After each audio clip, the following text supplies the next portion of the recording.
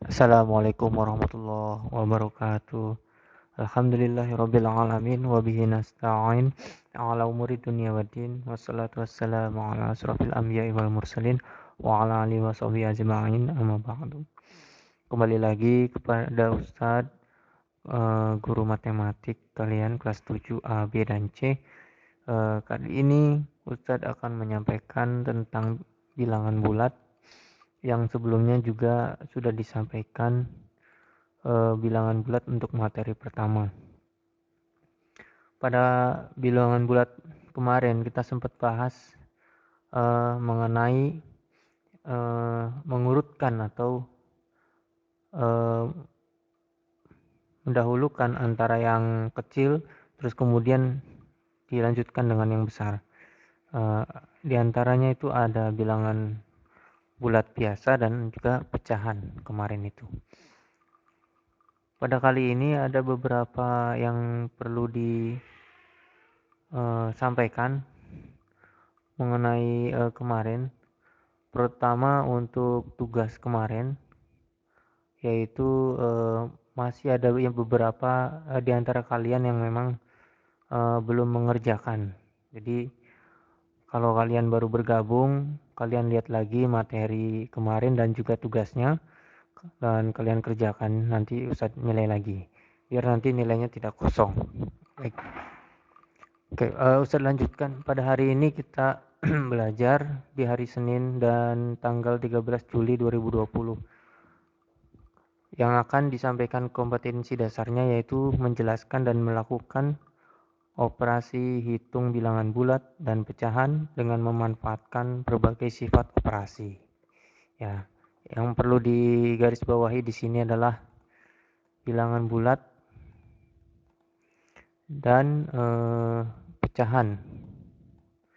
Operasi hitungnya yang pertama dipelajari adalah operasi jumlah dan kurang. Nah, jadi kelihatan di sini di indikatornya juga,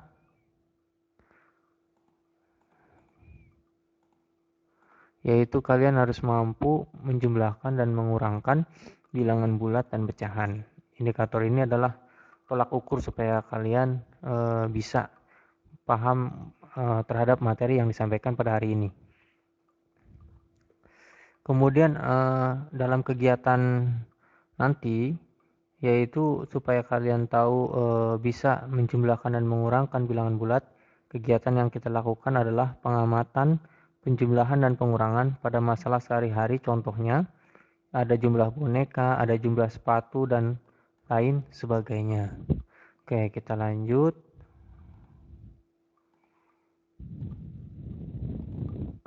Pada gambar di depan ini kita bisa lihat bersama-sama pengamatan benda sehari-hari yang disebutkan tadi. Ada boneka. Contohnya adalah ada di 1.3, Mia mempunyai 3 boneka di rumahnya. Kemudian ketika ulang tahun, Mia mendapatkan hadiah sebanyak 4 boneka lagi. Nah, berapakah boneka yang dimiliki Mia sekarang? Nah, maksud soal cerita ini soal cerita ya. Jadi soal itu untuk kurikulum 2013 lebih banyak ke soal cerita. Maka soal cerita ini kata demi kata, kalimat demi kalimat harus betul-betul kalian pahami supaya tidak terjadi yang namanya salah paham ya. Baik, yang pertama adalah kalimat Mia mempunyai 3 boneka di rumahnya. Artinya dia sudah ada jumlah boneka sebanyak 3. Kemudian ada kata dia mendapatkan hadiah.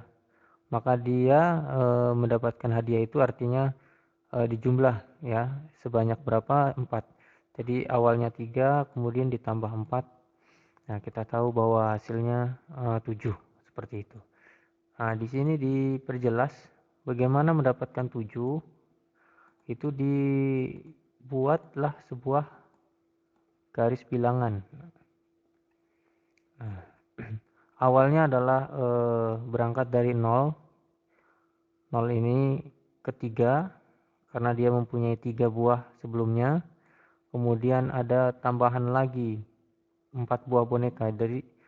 Jadi lompatan yang pertama ini adalah pernyataan kalimat pertama ini yang mempunyai 3 boneka. Terus lompatan yang kedua ini adalah pernyataan kalimat berikutnya, yaitu mendapatkan hadiah sebanyak 4 boneka. Jadi nanti akan kelihatan hasil akhirnya ada di mana, yaitu di 7.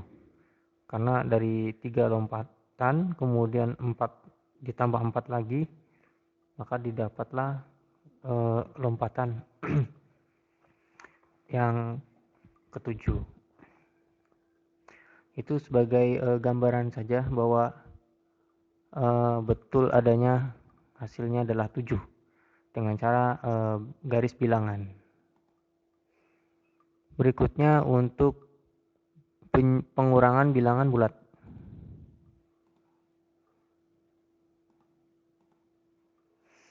Contoh di sini ada di contoh 1.4, bisa kalian nanti lihat di buku online. Yang gambarnya ada sepatu ya di sini.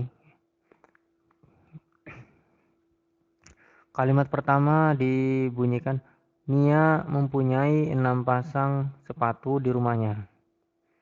Ya, 6 pasang. Kemudian karena dia senang hati, dia memberikan 2 pasang. Nah, memberikan 2 pasang ini diartikan sebagai pengurangan bilangan bulat ya.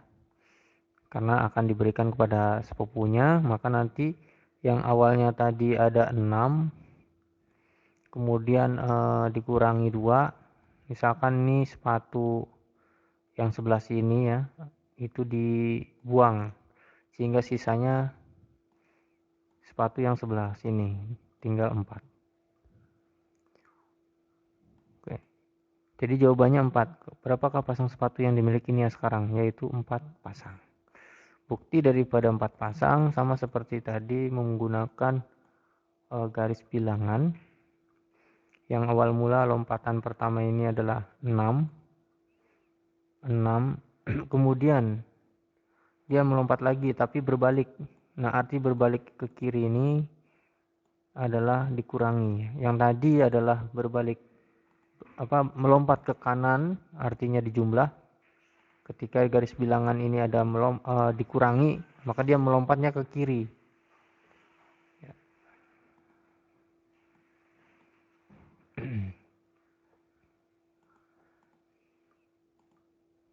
Oke. Jadi 6 nanti ke kiri lagi 2, jadi tinggal 4 di sini. Nah, itulah kalau mau dibuktikan dengan cara pada garis bilangan akan kelihatan sekali hasilnya 4 di situ.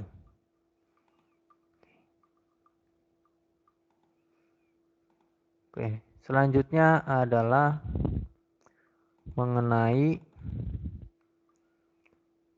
penjumlahan pecahan. Pada penjumlahan pecahan ini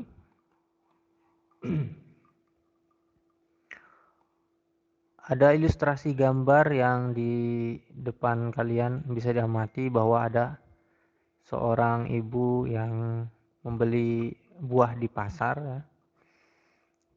Dia di depannya ini ada buah jeruk ya istilahnya. Kemudian kita amati persoalannya yang ada di contoh 1.19 ya. Oke.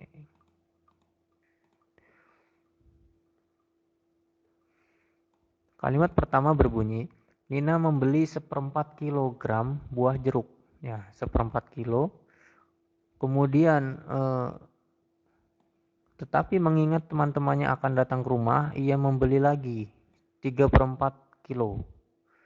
Jadi di sini ada 2 buah pecahan ya. Yang pertama 1/4, yang kedua adalah 3/4.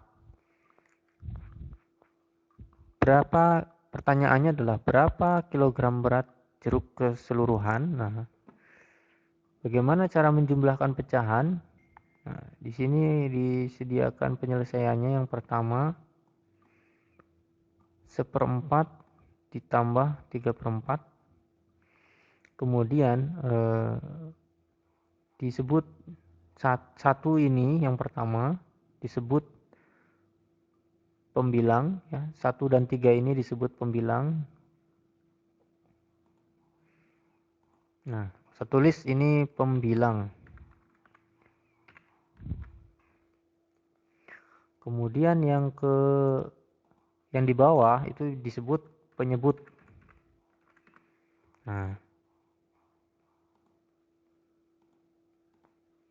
kemudian bagaimana menjumlahkan?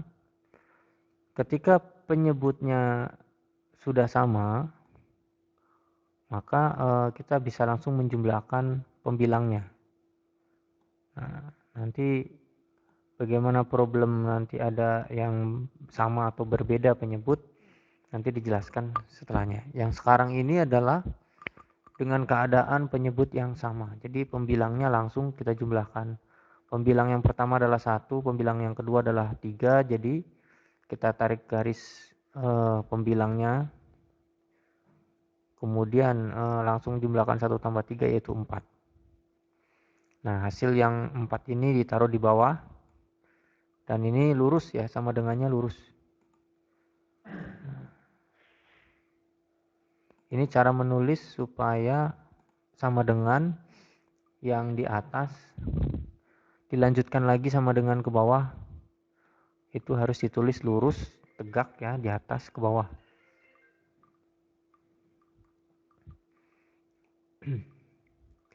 Nah, kemudian pembilang di sini sudah hasilnya 4, kita tulis di bawah ini 4. Yang di bawahnya juga masih sama 4 dengan atas. Karena ini adalah penyebut, maka tinggal hasil akhirnya itu sudah bulat apa belum. Nah, 4/4 ini masih bisa dibulatkan lagi, yaitu 1 ya. 1 dari mana? Karena 1 itu artinya adalah 4 dibagi 4 di sini ya. Nah, kenapa 1? Karena 4/4 kita jadikan 4 dibagi 4. Nah, 4 bagi 4 tentu 1 ya. Kemudian sisanya pasti 0.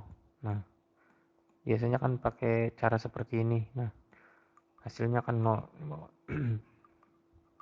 Karena habis bagi 0 tinggal 1, maka hasilnya memang 1. Kita tulis 1 di bawahnya lagi. Karena itu cara menyatakan hasil akhir dengan menuliskan sama dengan terus ke bawah sampai lurus ya.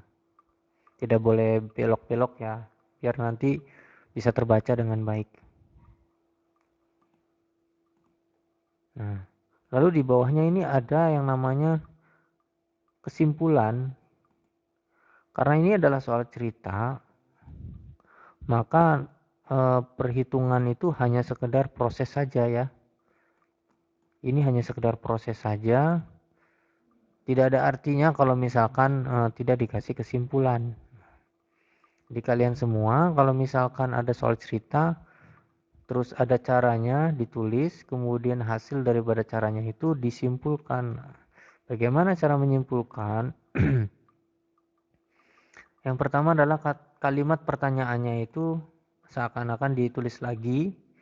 Nah, terus diakhiri dengan kata adalah berapa gitu. Jadi kalau misalkan di sini pertanyaannya adalah berapa kilogram berat jeruk keseluruhan, maka kita bisa menuliskan kesimpulannya adalah jadi berat buah jeruk keseluruhan, atau memang karena yang membelinya adalah Nina, jadi kita bisa kasih keterangan juga di situ berat buah jeruk yang dibeli oleh Nina adalah 1 kilogram. Seperti itu. Nah, ini kata-katanya memang harus dilatih terus supaya nanti kesimpulan ini memang mewakili ya. Sangat mewakili pertanyaan yang disebutkan.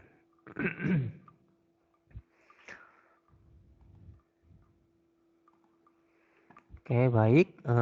Kemudian yang terakhir ini materi berkaitan dengan pengurangan pecahan.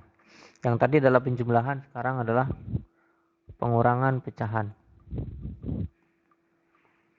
Pada dasarnya adalah sama, penjumlahan dan pengurangan pecahan. Sama-sama nanti kita fokus pada menyamakan penyebut dulu.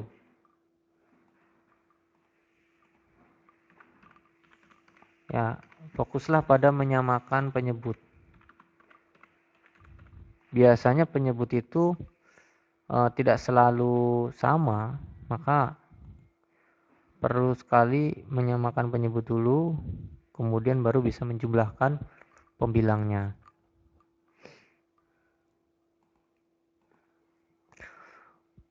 Oke, Ustadz akan jelaskan pada contoh 1.2.4. Di sini bunyi soalnya adalah tentukan hasil dari setengah dikurangi 2/5 atau 1/2 dikurangi 2/5. Kita lihat bagian bawah. Ini adalah penyebut yang belum sama ya. Yang 1/2, yang 1/5.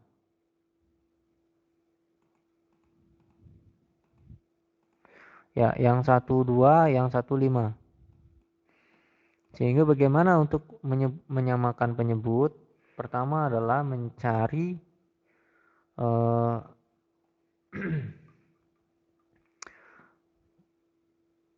mencari FPB ya, faktor daripada terbesar.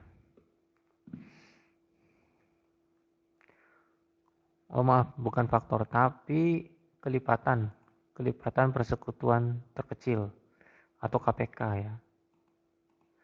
Singkatnya itu adalah antara 2 dan 5 ada kelipatan yang akan sama. Contoh kalau 2, kelipatan 2 adalah 2, 4, 5, 2, 4, 8, terus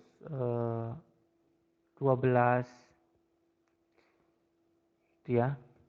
Kemudian ada kelipatan 5. Oke, mungkin saya tuliskan dulu. Kalau 2, kelipatan 2 itu dijumlahkan terus ya. 2, terus ke 4, terus ke 6, ke 8, ke 10, ke 12, dan seterusnya. Nanti kalau kelipatan 5, ya 5, 10, 15, terus 20 itu karena dijumlah 5, 5, 5 seterusnya ya. Itu seterusnya itu nanti sampai tak terhingga itu ya. Itu kelipatan 5. Lalu yang akan kita ambil adalah KPK-nya. KPK adalah kelipatan persekutuan ya. Persekutuan antara 2 dan 5 ya. Yang namanya juga persekutuan. Persekutuan itu artinya pertemanan sama. 2 dan 5 ini ada yang sama atau yang sekutu. Dan itu yang paling kecilnya, karena sekutu itu ada yang besarnya dan ada yang kecil. Nah, ini yang kecilnya adalah kita lihat 2 ini ada 10, di 5 juga ada 10 ya. Ini dan ini. Nah, 10 dengan 10 ini adalah ada di 2 dan 5 ya. Kelipatan 2 dan 5. Maka 10 ini kita ambil sebagai penyebut yang sama. Nah, bisa kita tulis nanti 2 menjadi 10. Kemudian kita fokus dulu yang paling bawah ya. 5 juga jadi 10. Oke, kita jangan lihat dulu ke atas, yang bawahnya ini harus sama dulu. Nah, setelah kita menuliskan per 10 min per 10 atau dikurangi per 10 gitu ya. Barulah kita menuliskan pembilang di atasnya nanti dengan berapa gitu. Karena 2 ke 10 itu nanti dikali 5 kali 5 ya. bisa ditulis di sini kali 5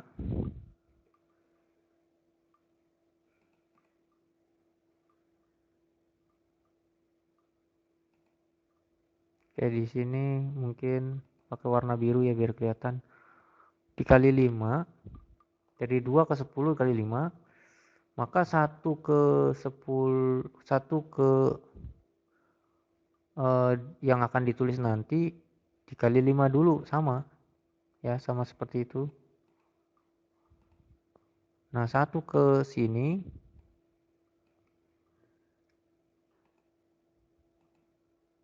itu juga sama dikali 5, maka hasil daripada 1 dikali 5 adalah 5.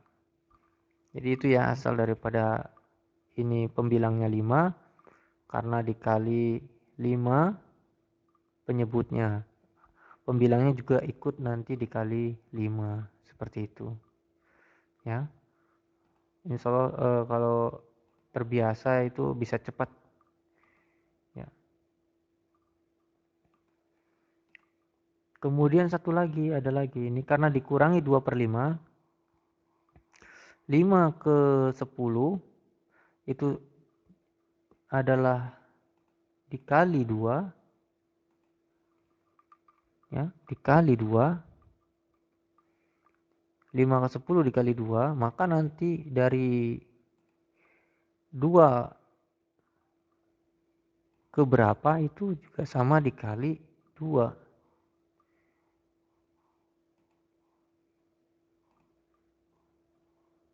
Dikali 2. Nah, 12 dikali 2 ya nanti di situ. Maka hasilnya nanti 2 dikali 2 adalah 4. Gitu ya. Jadi ini asal mula daripada 5/10 dikurangi 4/10 itu karena awal mulanya adalah menyamakan penyebut, kemudian pembilangnya akan dikalikan dengan yang angka yang sama juga yang dikalikan dengan penyebut, 5 dengan 5, 2 dengan 2, seperti itu ya. Nah, kemudian barulah kita bisa mengurangkan ya. Tanpa menyamakan penyebut kita tidak bisa mengurangkan.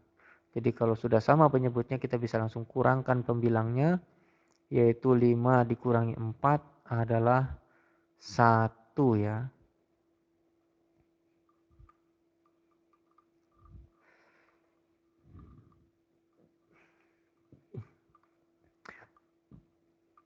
Yang pembilang hasilnya 1, yang penyebut tetap 10. Jadi nanti hasil akhirnya adalah 1/10. Ya, lihat di bawah ini. 1 dikurangi 2 jadinya 5 kurangi 4. Nah, terus jadinya 5 kurangi 4 adalah 1. 2 dikurangi 5 yang pembilang ini cukup untuk disamakan saja, maka menjadi 10 semua. 10, 10.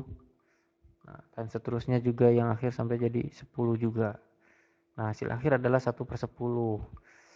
Pecahan ini adalah pecahan yang sudah final, tidak ada penyederhanaan lagi, tidak sederhana lagi karena dia udah paling sederhana.